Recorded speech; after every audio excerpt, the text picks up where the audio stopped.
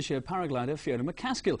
She's just taken part in the European Championships in Spain as part of the British team, and Matt Arnold went out to see the competition come to a dramatic climax.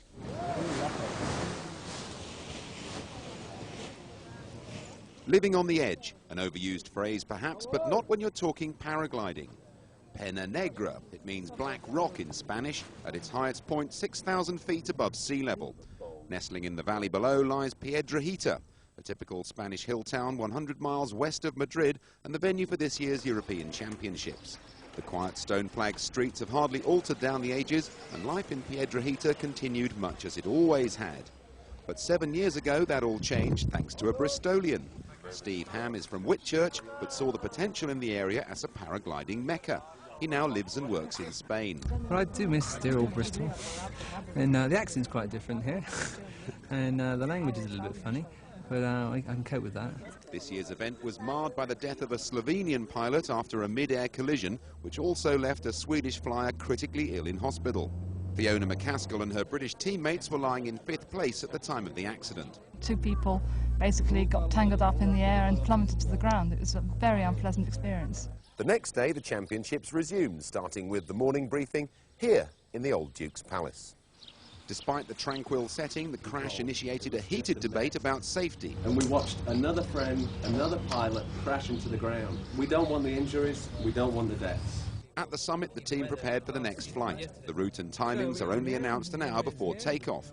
Today, there was to be an extra hazard. At the moment we have a major problem, is that there is wind over the back. You see that dust over there? There's that column of wind.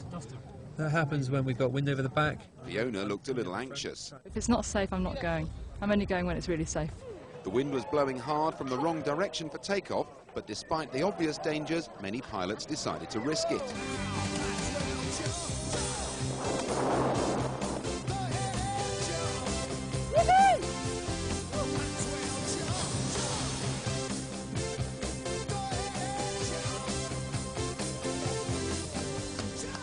They really did look like a load of lemmings going over the cliff, didn't they? And there were more problems to come. Most pilots eventually got away, including Fiona, but an hour into the sortie, the stage was cancelled as large cumulus clouds began to suck the gliders upwards, as high as 14,000 feet. It must have felt good to get down in one piece. Well, the thing about the weather is you never know what's going to happen next, and we had a big cumulus cloud building, and we were getting sucked into it. It was incredible. So on the final day of competition, the overall positions on the walls inside the palace, used as championship headquarters, remained unchanged.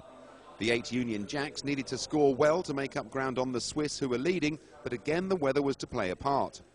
The second day of poor conditions meant that flying was cancelled.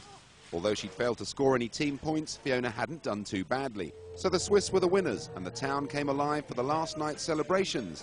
Despite their 5th position, the Flying Mum was positive about the future. I'd love to be in the top 3. Next time I will be. I'm going for it. You wait. And that's how it ended. A thrilling championships contested by people who believe that flying these mountain ranges isn't just for the storks that make their nest on the church roof here in the town square. Matt Arnold, HTV News, Piedrahita. As the woman got no